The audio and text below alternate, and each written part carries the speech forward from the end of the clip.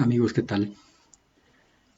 Los temas que se van a abordar a continuación son muy importantes en la parte de criptografía, obviamente en la parte de programación, todo lo que tiene que ver con programación, pero son conceptos que son muy aplicados en los algoritmos actuales, los algoritmos modernos de criptografía. Los conceptos son el de máximo común divisor, que ya hace mucho tiempo de pronto todos estamos familiarizados. Otro concepto que hace referencia a los primos relativos, que ya miramos un poquito en qué consiste. Y el otro es el motivo de este video, que es mirar un poquito en qué consiste el algoritmo extendido de Euclides.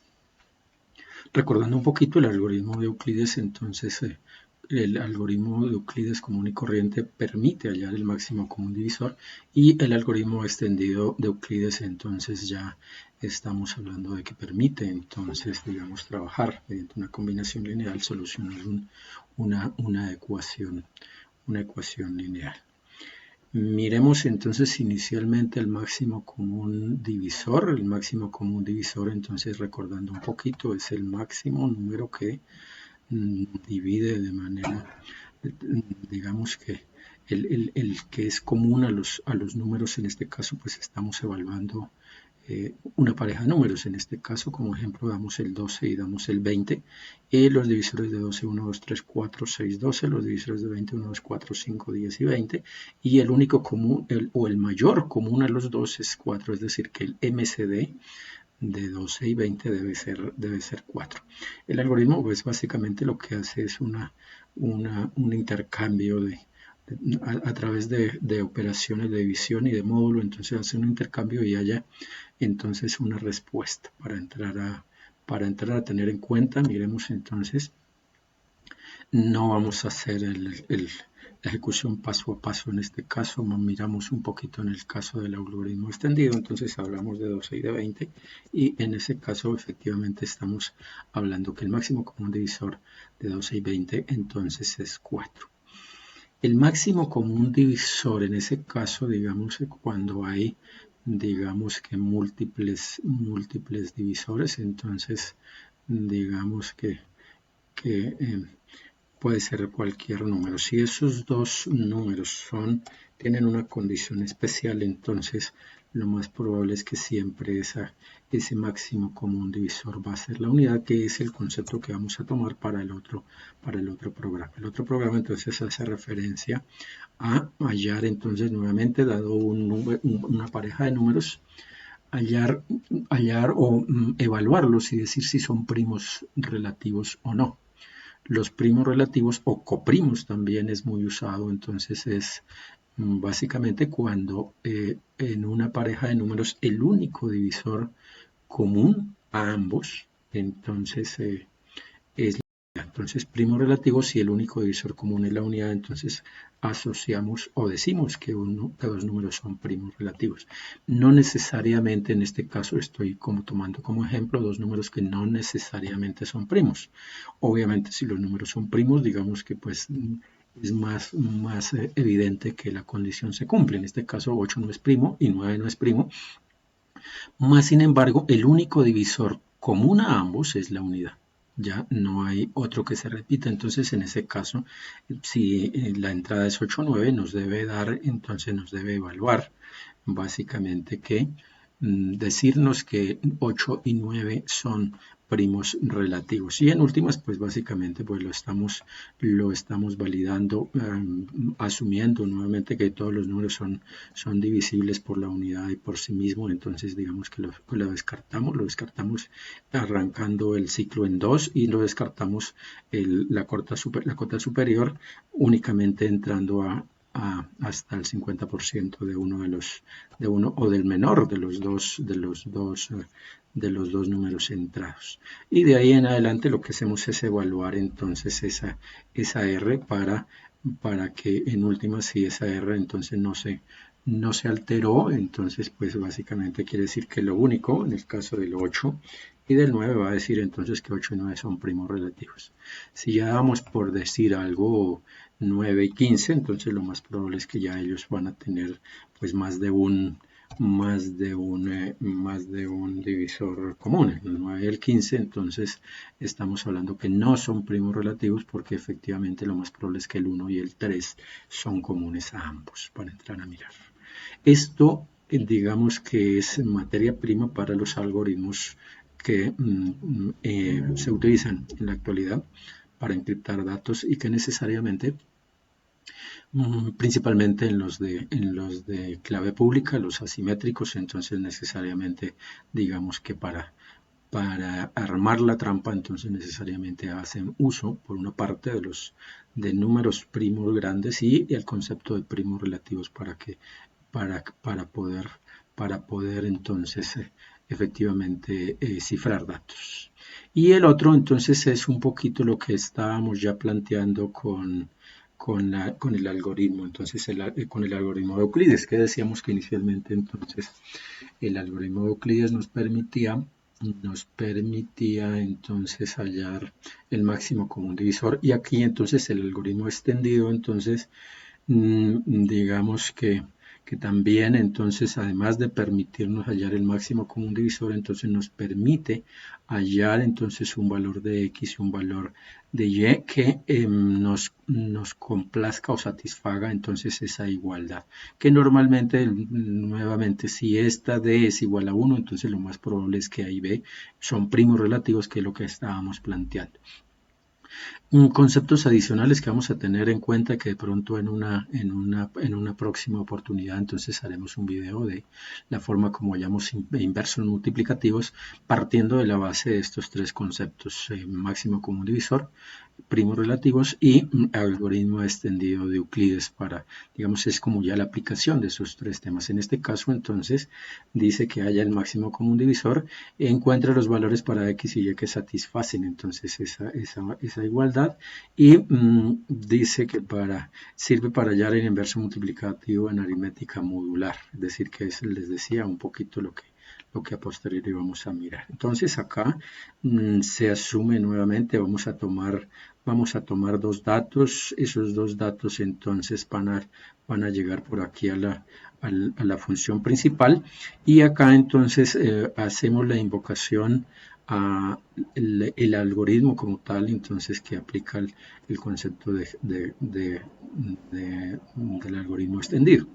Y el algoritmo extendido, entonces, pues básicamente lo que hace acá, acordémonos que también en un video previo ya habíamos hablado de en qué consiste la recursividad. Entonces, simplemente aquí está un método que se llama Euclides y acá dentro, en línea 39, entonces está la invocación a ese mismo método. Es decir, estamos utilizando el concepto de recursividad en este caso para hallar entonces los valores de x y y y de paso también el máximo común divisor. Miremos un poquito entonces lo que hemos venido haciendo de correr paso a paso, grabémoslo y lo corremos entonces paso por paso para ir mirando un poquito cómo están vamos a dar dos números, en este caso dos números que son primos y que son primos relativos además entre sí y vamos a mirar entonces un poquito cómo opera entonces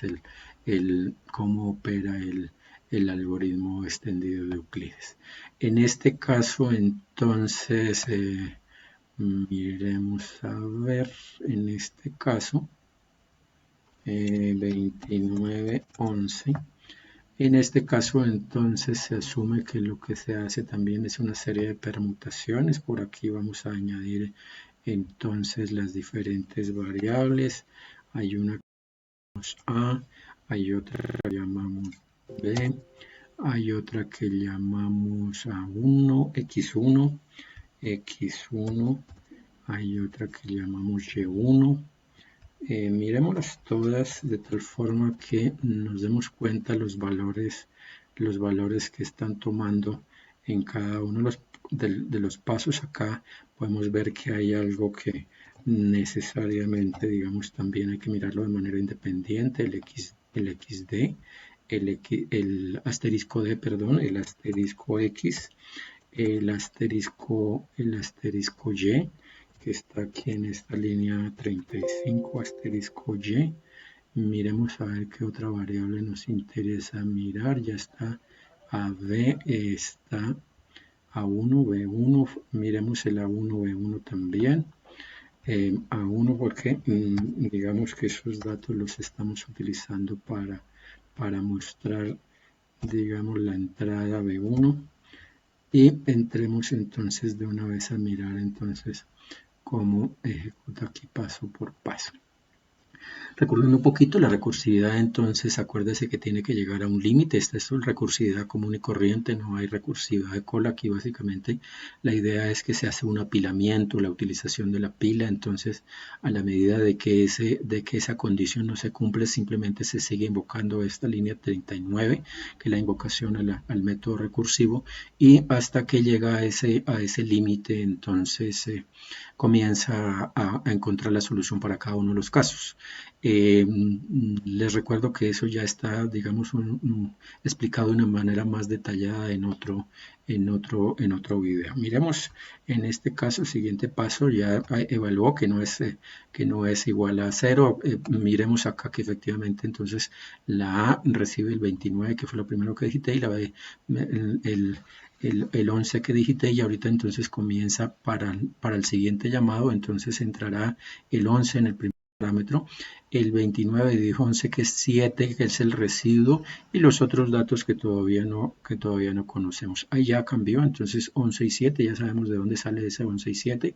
La idea es que 29 dividido 11 da 2 y el residuo es 7, y eso es lo que va a tomar. Y acá pues simplemente en cada llamado entonces lo que va a hacer entonces es intercambiar lo que era B, pasa a ser A, es decir, para la siguiente invocación del método, entonces A va a valer 7 y el valor que calcula entonces va a ser el nuevo valor. En este caso, acordémonos que la recursividad común y corriente no calcula datos hasta que llega al límite, es decir, las otras variables ustedes se dan cuenta que están en 0. Nuevamente ahí estamos evaluando B igual a 0, vemos que B vale todavía 3, vuelve nuevamente a hacer la invocación y en este caso ya B vale 0, entonces comienza a hacer el desapilamiento de los datos. Entonces en ese orden de ideas, en asterisco D que tenía 0 queda un 1, en asterisco 1 que tiene un 1 sigue el 1, en asterisco Y pues va a volver en ese caso el 0 y en A1 queda un 1 y B1 queda un 0 y sigue desapilando. Entonces fíjense que ya comenzó a incrementar tanto A como B. Recordemos que A tiene que llegar a 29 y B tiene que llegar a 11, que es la forma como desapila. Y de ahí va tomando en cada una de las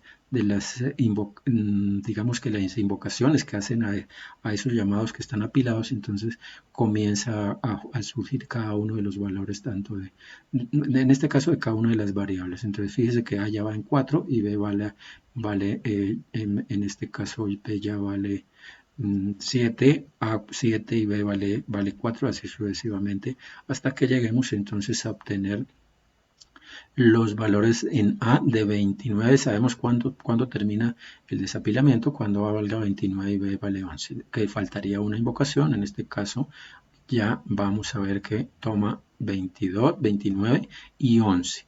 Y de ahí en adelante fijémonos que falta todavía entonces colocar los datos que estamos buscando, que necesariamente son los valores de X y Y para dar solución entonces a la ecuación que les mostraba inicialmente.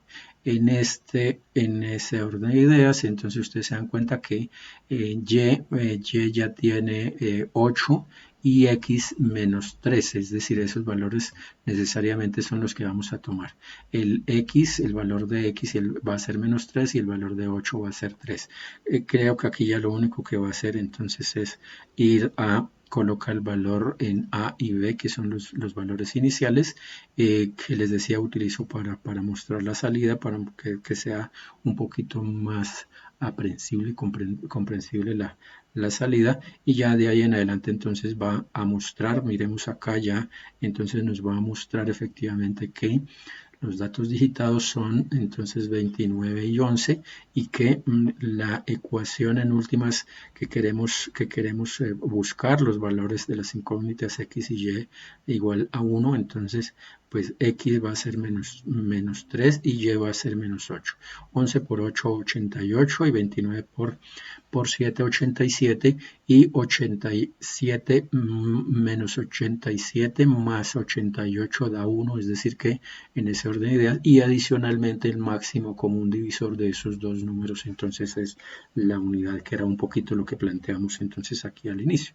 Entonces además de hallar entonces los valores de x, los valores de y, estamos también hallando el máximo común divisor, que en este caso si miramos entonces el máximo común divisor de esos dos números, pues necesariamente es la unidad. Vamos a mirar entonces 29 y 11, el máximo común divisor es 1, es decir que efectivamente me está hallando los tres valores. Si no solo me está hallando el máximo común divisor, sino en este caso me está hallando los valores que satisfacen entonces esa igualdad. Algoritmo extendido de Euclides, entonces en una próxima oportunidad, bueno, aquí está un poquito entonces con los datos que entramos, pero básicamente digamos que lo podemos probar con cualquiera de los datos. Entonces el x vale menos 3, eso da menos 87, el y vale 8 y esto da 88 y menos 87 más 8, entonces se asume que da la igualdad a 1 y se asume que son dos números primos relativos. Nuevamente, muchas gracias por la atención y en una próxima oportunidad entonces miramos la parte de